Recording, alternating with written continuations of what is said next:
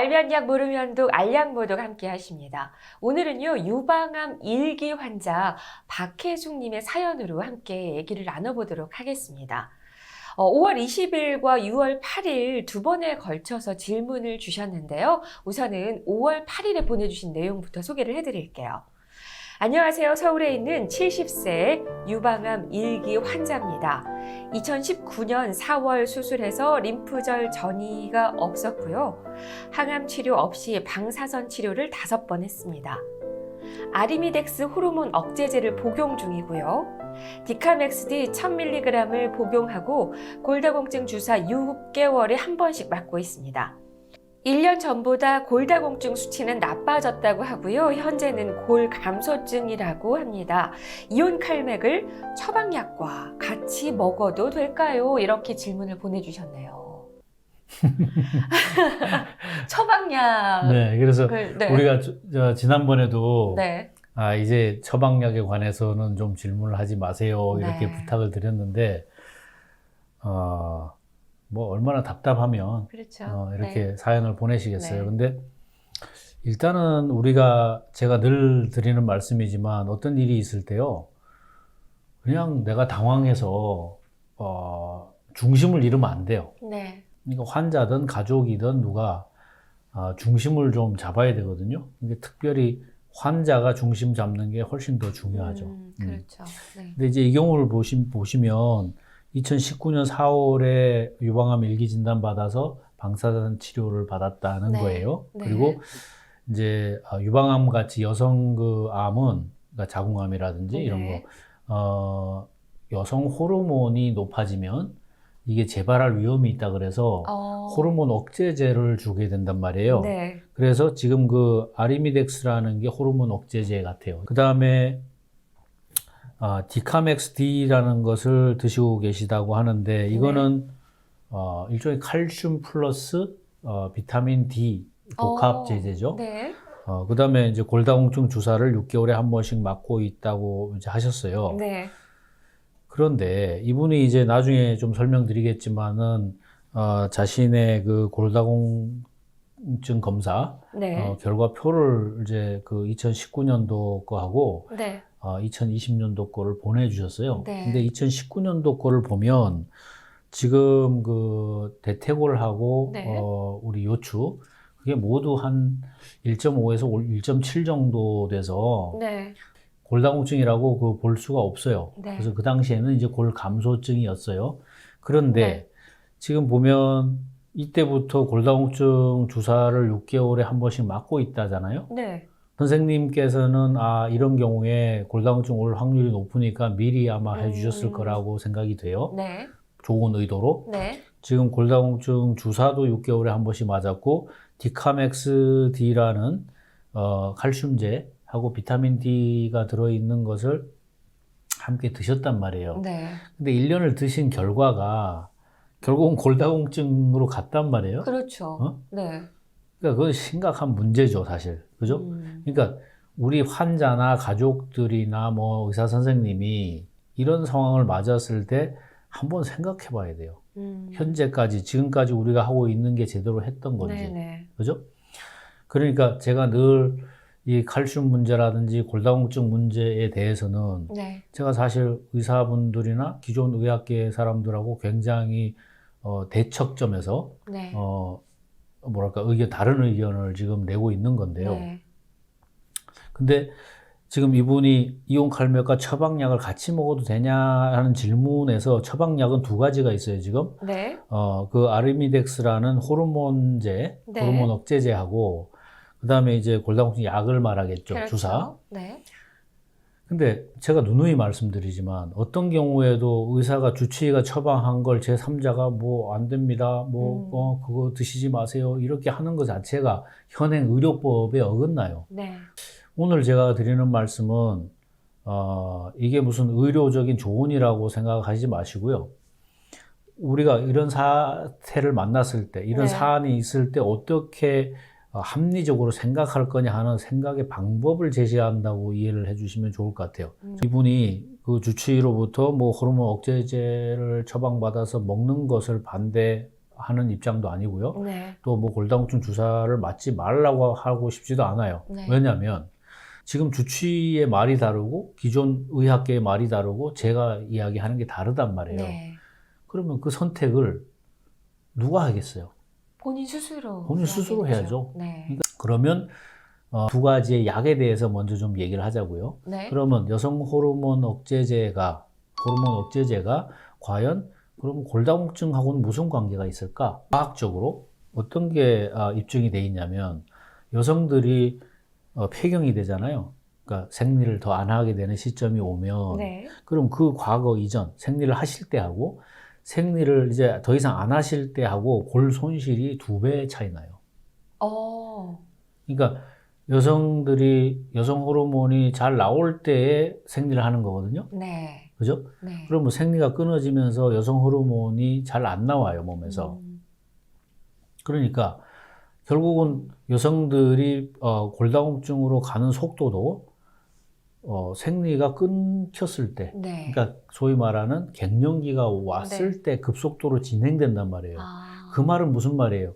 여성 호르몬이 칼슘의 흡수를 좋게 해서 여자인 경우에 네. 골다공증으로 가는 시간을 늦춰준다고 하는 것이 과학적으로 이미 입증돼 있단 말이에요. 그렇네요. 그런데 지금 이분은 유방암이라는 걸 걸린 거예요. 네. 그러니까 유방암이 또 무서우니까 네. 그걸 막기 위해서 지금 여성 호르몬 억제제를 준 거란 말이에요. 네. 근데 지금 제가 보기에는 모르겠어요. 이거 의사들이 하면 또 저하고는 의견이 다르겠죠. 근데 이분이 연세가 70이에요. 네. 연세가 70이면 이미 여성 호르몬이 안 나오는 사람이에요. 근데 왜 여성 호르몬 안 나오는 사람한테 여성 호르몬 억제제를 줬는지가 이해가 안 돼. 네? 네. 그죠? 네. 그렇잖아요.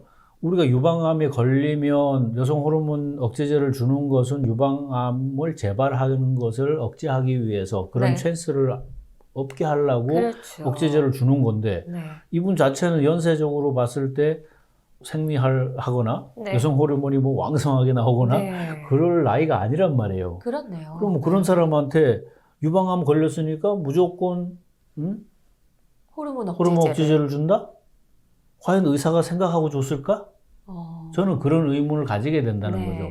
네. 제가 이런 말을 한다 그래서 샤니가 당신이 왜 호르몬 나오지도 않는 사람한테 억제제를 줬냐고 네. 그렇게 따지면 제가 방송 접어야 되니까 네. 그건 여러분들이 알아서 잘 판단하시고 의사분들하고 그런 부분에 대해서 얘기를 해보세요. 선생님, 저는 나이가 70이고 네. 생리도 안 하고 하는데 오히려 내가 여성 호르몬이 부족하면 부족했지 넘치질 않을 텐데 이것까지 억제하면 나는 내 건강에 여성 호르몬 때문에 부족 때문에 오는 악영향이 더 많지 않겠어요? 근데 내가 이거 꼭 먹어야 되는 거예요? 네. 그죠? 그게 논리적으로 그렇죠. 네. 선생님하고 상의를 해야죠. 물론 얼마나 받아주실지는 모르겠어요. 네. 보통 암에 걸리면 특히 여성 암에 걸린 사람들이 골다공증이 훨씬 빨리 와요. 또 불면증도 많이 와요. 그래요? 네. 유방암에 걸렸다 그러면 골다공증 걸리는 거는 아마 1, 2년 내로 걸려요. 그래요. 이미 아마 의사 선생님들 다 알고 있을 네, 거예요. 네, 그러니까 지금 작년에 2019년도에 골 감소증이었는데도 불구하고 굉장히 초기 골 감소증이거든요. 1.5에서 1.7이면. 그런데도 골다공증 약을 주사했다는 걸 보면 네. 이거 분명히 걸로 가니까 좀 막아주시기 위해서 네. 배려를 한 거라고 생각해요. 네. 그런데 그럼 골다공증 약이라는 걸 한번 또 보자고요. 골다공증 약은 주사도 있고 뭐 먹는 것도 있죠. 의료계에서는 뭐 어떤 주장을 할지 모르지만 네. 편리성과 밥그릇 싸움의 결과로 그동안에는 약국에서 타 먹던 이 경구복용 네. 약 네. 대신에 요즘은 주사를 놓는단 말이에요. 그러니까 6개월에 한 번 뭐 이렇게 놓으면 네. 뭐 환자 입장에서는 편하잖아요. 매일 안 먹어도 되고. 그렇죠. 근데 과연 매일 먹는 거 하고 6개월에 한 번 맞는 게 같은 효과가 있을지 그건 모르겠어요. 어쨌든 우리 뼈는 네.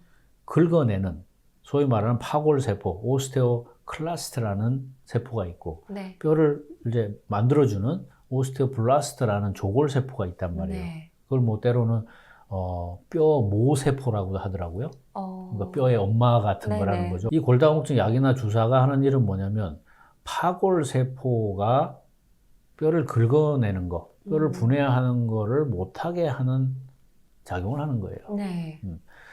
그러면 결국은 뼈가 뭐 오래된 건 긁어내고 새로 만들어주고 해서 소위 말하는 본 리모델링이란 걸 계속해서 뼈를 건강하게 해야 되는데 네. 그 과정을 못하니까 그 소위 말하는 프로즌 본, 얼은 뼈가 된단 말이에요. 네. 여기가 건강하지 못한 뼈예요. 그렇네요. 그러니까 네. 골다공증 약으로 아무리 골밀도를 높이려 그래도 서로 높아진다 그래도 많이 높아지지도 않지만 그 높아진 수치는 가짜라고, 허수. 네? 그래서 제가 멍텅구리뼈라고 가끔 네네. 부르잖아요. 바보뼈. 이렇게. 그러니까 지금 두 가지 약이 다 뼈를 강하게 해줄 수 없는 조건의 약을 지금 먹고 네. 또 주사 맞고 계신 거예요. 어, 그죠? 그러면 이 문제를 제가 뭐라고 했으니까 나 안 먹을래. 뭐 그건 바른 방법이 아니에요. 사실은 의사분들한테 여차저차 해서 나는 생각이 이러니까 좀 의사한테 동의를 구하는 게 좋아요. 네. 왜냐면 네. 어차피 그 의사분들하고 오래 같이 살아야 되잖아요. 그렇죠. 그렇죠? 네. 우리가 네. 뭐 골다공증만 병이 아니고 네. 가다 보면 또 다른 질병도 걸리고 하는데 네. 내가 대부분의 의사 말을 들을 수밖에 없게 되는 것이 그 사람하고 나하고 한 번 만나고 끝날 게 아니기 때문에. 그죠? 네. 그런 걸 두려워한단 말이에요. 네, 네. 일반인들은. 네. 그렇지만 어쨌든 의사분들이 그 이야기를 잘 들어주실지는 모르지만 네. 이게 대부분의 지금 골다공증 있는 분들이 병원에 가서 겪게 되는 고민이에요, 이게. 굉장히 고민. 그렇죠. 그 다음에 암이 있는 사람, 특히 네. 여성 암이 있는 사람들이 겪게 되는 고민인데 네. 문제는 이분이 갱년기가 된 분이냐 아니냐에 따라서 이렇게 다르다고요. 그렇네요. 네. 그러니까 네. 그거를 합리적으로 생각하고 환자도 합리적으로 생각해야 되고 의사도 합리적으로 생각해야 되는데 소위 말하는 그 지침이란 게 있죠. 의사들도 어떤 네. 질병에 대해서 이렇게 치료하세요 하는 지침. 네. 그냥 생각 않고 그냥 지침대로 하는 경우가 많겠죠. 네. 그리고 다른 분들이 골다공증을 어떻게 극복을 했는지를 보여주는 나의 골다공증 극복기라는 영상이 있거든요. 그거를 여러분들이 한번 보시면은 이렇게 골다공증으로 고민하시는 분들에게 좋은 조언이 도움이 되지 않을까라는 생각도 듭니다. 자, 다음 사연이 이제 6월 8일에 온 두 번째 사연이에요. 비타민 D 혈액 검사 결과가 오늘 나왔습니다. 저는 수치가 50 나노그램 per 밀리리터라고 하는데요. 이온 칼맥은 알려주신 대로 아침에 타서 나누어 먹고 있습니다. 골다공증 약은 안 먹고 있습니다. 작년보다 골밀도가 나빠졌다고 하니까 이대로 항호르몬제를 5년 먹고 나면은 어찌 되나 하는 생각이 듭니다. 지인 한 분이랑 저랑 아주 비슷한데 수술 후 5년이 지났습니다. 그분 말로는 골밀도가 아주 나빠졌다고 합니다. 그분의 이제 현재 나이가 62살이라고 해요. 제가 현재 리포조말 비타민C를 하루에 15g 물에 타서 먹고 있습니다. 신장 결석을 염려하지 않아도 되는지요? 디카맥스D는 칼슘 100mg, 비타민 D 1000IU라고 되어 있습니다. 혹시 이온 칼맥 2봉지를 먹으면 골밀도 유지에 도움이 될까요? 아니면은 칼맥 1봉지와 디카맥스D를 같이 먹어도 될까요? 마그네슘이나 아연도 같이 먹으면 더 도움이 되는지요? 유튜브 영상을 열심히 봤더니 이온 칼맥을 먹으면 정말 골밀도 유지에 도움이 될 거라는 마음에 확신이 들었습니다. 그래서 골다공증 약을 더 이상 먹지 않습니다. 주사도 맞지 않았고요. 감사합니다. 이렇게 보내주셨네요. 네. 그러니까 이제 아까 우리가 설명한 것 중에 네. 골다공증 약에 대해서는 이분이 좀 이해를 하셨다고 생각이 되네요. 네. 그래서 이제 이 골다공증 약을 먹거나 주사 안 맞고 한번 네. 해봐야지 이런 결심을 하신 것 같아요. 그래서 물론 의사분들이 들으시면 화내시겠지만 그래도 제 생각에 한 1, 2년 노력을 하시면 네. 그 결과로 입증이 되면 네. 좋은 거니까 좀 열심히 해보시라고 격려의 말씀을 드리고 싶고 네. 리포소말 비타민 C라는 것은 실제로 요즘 이제 모든 영양소가 흡수가 잘 되냐 못 되냐 뭐 이런 거에 초점이 많이 잡혀 있어요. 그렇죠. 왜냐하면 네. 비타민 C 그러면 옛날에는 구하기도 힘들었는데 네. 지금은 뭐 발에 차이는 게 비타민 C 정도니까 네, 네, 네. 그러니까 서로 이제 이게 더 흡수율이 좋아요라고 내세우는 거란 말이에요. 근데 저는 이 뉴트리션을 하는 사람이고 또 그걸 상품화해서 판매도 하는 사람이니까 어쩌면 제조법이라든지 또는 그 목적, 제조 목적에 대해서 누구보다 또 이해가 깊다고 저는 생각을 해요. 네. 물론 뭐 제가 아는 게 다라고 할 수는 없겠죠. 네. 그런데 이 리포소말 비타민 C는 특별히 일종의 수용성 비타민이라 그럴까? 네. 뭐 글쎄 딱 수용성이라고도 하기가 어려워요. 이거는 우리 이제 몸에 들어가서 혈액 속에서 이동이 용이하도록 네. 흡수가 잘 되도록 지질하고 비타민 C를 결합한 비타민이에요. 그래서 네, 네. 비타민 C인데 맛이 정말 안 좋죠. 그래요? 네. 이거 일반 사람들은 잘 못 먹어요. 어. 그러니까 이거를 지금 15g씩 드시고 있다는 거는 정말로 건강이 절실하신 거예요, 이분이. 저는 그렇게 이해를 해요. 네네네. 그러니까 이것도 비싸거든요. 다른 네. 거에 비하면 네. 거의 아마 2배 이상 비쌀 거예요. 그래요. 네. 근데 저는 이렇게 생각합니다. 일단 어떤 비타민 C가 가장 좋아요? 라고 물으면 비타민 C 그 대부분 비슷합니다라고 답하는 게 더 맞고요. 네. 어떻게 하면 제일 흡수가 되고 비타민 그 자체로 흡수를 할까, 네. 섭취를 할까 이렇게 생각하시면 제일 좋은 게 아무것도 안 섞인 비타민 C 분말을 드시는 게 제일 좋아요. 아, 그래요? 네. 그런데 문제는 비타민 C 분말은 들고 다니기도 힘들죠. 물에 타 먹으면 입에 들어가면 치아를 부식시킬 수도 있고 또 맛 자체가 시니까 그런 걸 싫어하시는 분도 있고 네. 흡수 차원에서만 생각하면 네. 분말로 된 비타민 C가 더 좋아요. 더 그렇군요. 좋고 네. 이렇게 리포소말이 아무리 뭐 논문이 있고 더 흡수율이 좋다고 해도 네. 지금 비타민 C를요 무슨 15g을 15g. 먹는다잖아요. 네. 그죠? 네. 그러니까 그럼 15g을 먹어서 그 안에 비타민 C는 정말로 얼마가 있는지를 보셔야 돼요.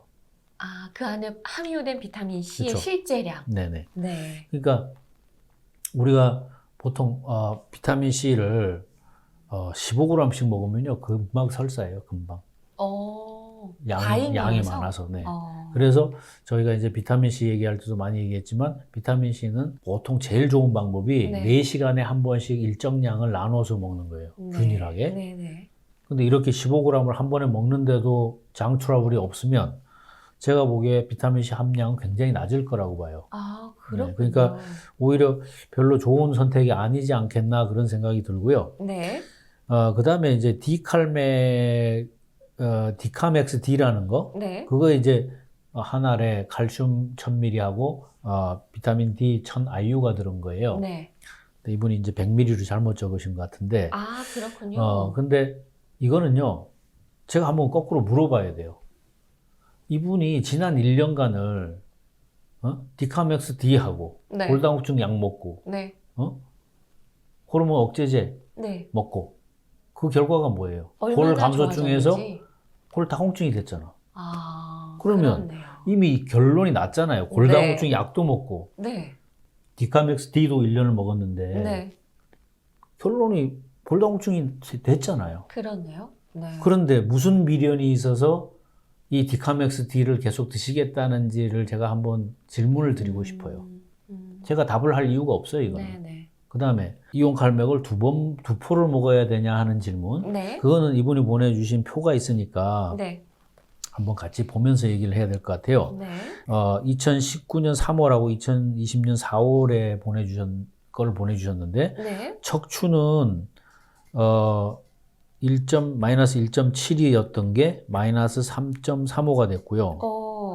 대퇴골은 마이너스 1.5였던 게 마이너스 2.03이 됐어요. 네. 그래서 퍼센트로 따지면 척추는 허리 부분은 요추는 거의 97%가 나빠진 거예요. 거의 배 그냥 왕창 나빠진 거예요. 네. 그 다음에 대퇴골도 거의 35%가 나빠진 거라고요.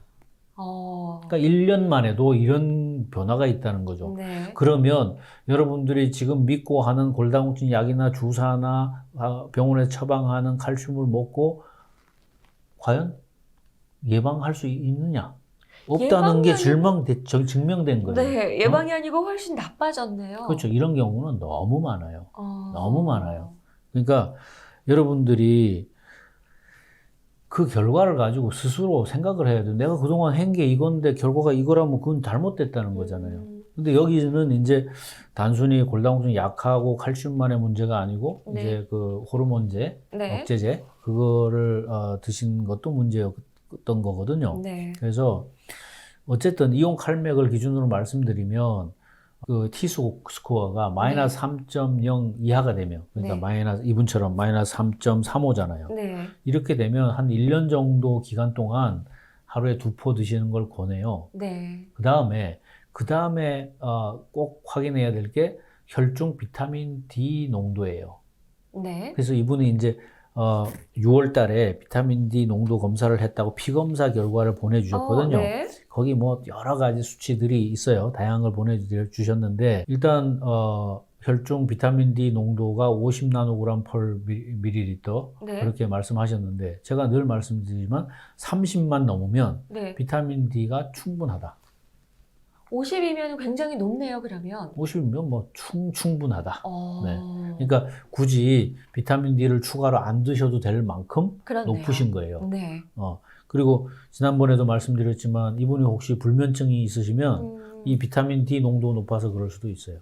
네. 그렇죠. 그런 말씀 해주셨죠. 네. 왜냐하면 우리가 잠 잘 자게 하는 호르몬이 뭐예요? 멜라토닌. 네. 그러니까 그 호르몬을 못 나오게 한단 말이에요. 비타민 D 농도가 높으면. 뭐 꼭 그게 원인일 아닐 수도 있지만 네. 그것도 하나의 원인이 될 수 있고요.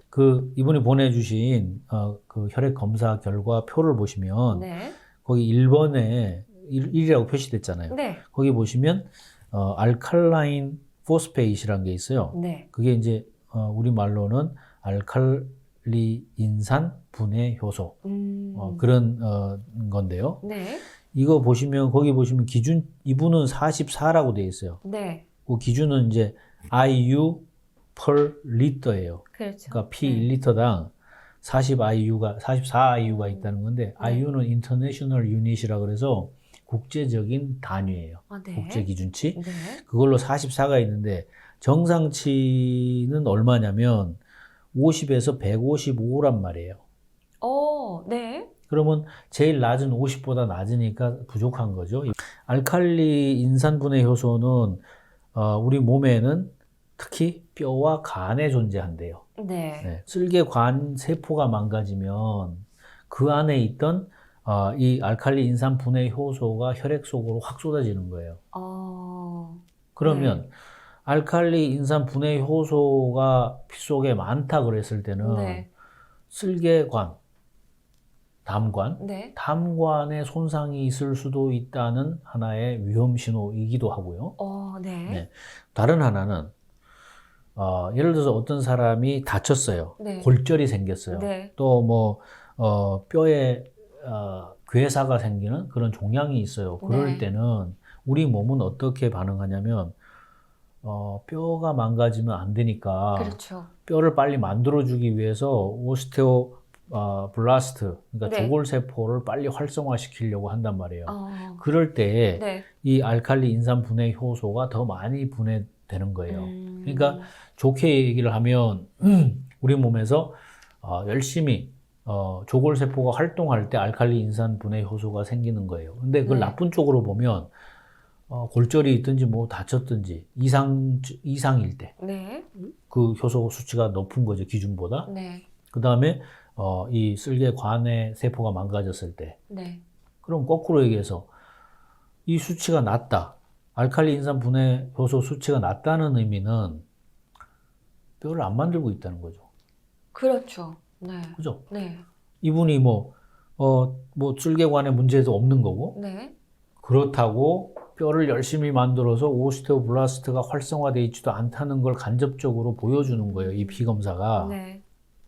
그러니까 지금 이제 제가 볼 때는 이 주신 데이터가 네. 굉장히 어려운 임상 데이터예요. 그러니까 이것이 정말로 호르몬 억제제 때문에 이렇게까지 반영이 된 건지 아닌지 그걸 제가 단정적으로 말씀드릴 수가 없어요. 네. 사람마다 너무 다르기 때문에. 네. 하지만 제가 경험상으로는요. 여러분들이 골밀도가 뭐 4점 거의 5 마이너스 5 가까이 있는 사람들도 네.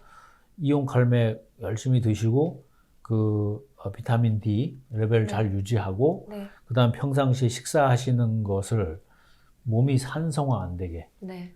그러니까 산성화 된다는 음식은 뭐냐면 우리 가공 음식 있죠. 네. 그다음에 육식, 네. 지나친 육식 이런 것을 많이 하게 되면 우리 몸이 산성화되면 그걸 중화하기 위해서 우리 몸에서 칼슘을 빼다 쓰기 때문에 그런 거거든요. 네네. 그러니까 그 빼다 쓰지 않게 하는 이 노력을 해야 되는 거죠.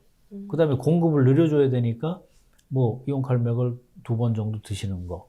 또 하나는 운동이 우리 뼈를 튼튼하게 해주는데 굉장히 중요하다는 얘기를 제가 누누이 하거든요. 그렇죠. 그래서 이분 같은 경우는 일단은 골다공증 약을 이제 주사를 안 맞으신다니 네. 좀 나쁜 요소 하나 제거를 한 거고요. 네. 그다음에 호르몬 억제제 네. 그 부분은 제가 뭐 어떻게 할 수가 없고요. 그런데 어쨌든 비타민 D 레벨이 50 나노그램 per 밀리리터나 되니까 네. 그건 높으시니까 네. 괜찮아요. 네. 그러니까 굳이 비타민 D 따로 안 드셔도 돼요. 지금 이분 같은 경우는 1년 만에 이렇게 나빠지셨잖아요. 그렇죠. 응? 네. 근데 대부분은 이 뼈가 그때까지 오는 데까지 시간이 서서히 걸리는 거예요. 네. 근데 제가 보기에는 이분이 작년에 마이너스 1.5에서 마이너스 1.7이었던 걸로 봐서 그때까지는 네. 상당히 건강하셨어요. 네. 1년 사이에 나빠졌는데 그럼 나빠진 요인이 뭐냐면 유방암에 걸려서 치료를 받다 보니까 그 치료의 영향이 여기에 미쳤을 거라고 생각을 해요. 그래서 이 박혜숙님은 네. 그런 부분을 좀 잘 생각을 하셔서 결국은 본인이 결심을 하실 수밖에 없는 일이에요. 그렇죠. 네. 그렇다고 우리가 병원 안 가고 살 수 있는 세상도 아니거든요. 그러니까 선생님하고 가능하면 좀 잘 말씀을 해서 네. 골다공증 주사를 안 맞는다고 내가 2년 안에 뼈가 부러지고 죽지 않아요. 무슨 말씀인지 아시죠? 그렇죠. 그러니까 네. 네. 여러분이 골밀도가 나쁘고 골다공증에 걸려 있을 때 네. 나한테 조금 내식에 트라이를 할 수 있는 1, 2년의 시간을 주시는 것도 필요하다는 거예요. 네. 그렇잖아요. 사람이 두렵단 말이에요. 네. 내가 어느 날 골다공증이라는 걸 알게 됐어요. 네. 그러니까 마음이 막 급해요. 네. 네. 그러니까 이 사람 말 듣고 저 사람 말 듣고 막 이렇게 되거든요. 근데 그래가지고는 해결이 안 돼요. 여러분들이 이 경우 같으면 이미 입증됐잖아요. 네. 골다공증 주사도 맞고, 그죠? 네. 병원에서 처방해주는 약도 먹고. 그렇죠. 네. 근데도 골감소증이 우리가 골다공증이 됐네? 그러니까 이런 부분은 확실하니까 네. 본인이 좀 마음 정하기가 편할 것 같아요. 어쨌든 다시 한번 말씀드리고 싶은 것은 의사 선생님하고 좀 친하게 지내세요. 그래서 나는 이거 정말 네. 해보고 싶으니까 네. 나한테 1, 2년 좀 기회를 줘. 나 미워하지 말고 내가 말 안 듣는다고 뭐 병원에 오지 마세요 이렇게 하지 말고 네네. 또 내가 해서 좋은 결과가 있으면 선생님이 또 새로운 정보를 알게 되니까 좋잖아요. 그죠? 네, 그렇죠. 그래서 네. 우리가 뭐랄까 거스를 수 없는 사람들하고의 만남을 네. 좀 잘 유지하면서 건강을 지켜가야 되지 않겠나 그런 생각이 드네요. 네, 무슨 네. 말씀이신지 알겠습니다. 네. 자, 오늘은요, 유방암 1기로 투병 중이신 박혜숙님의 사연으로 함께 얘기를 나눠봤습니다. 알면 약, 모르면 독, 알약모독. 지금까지 도움 말씀의 쇼니 박사님과 함께 얘기 나눠봤습니다. 고맙습니다. 구독, 좋아요 눌러주세요.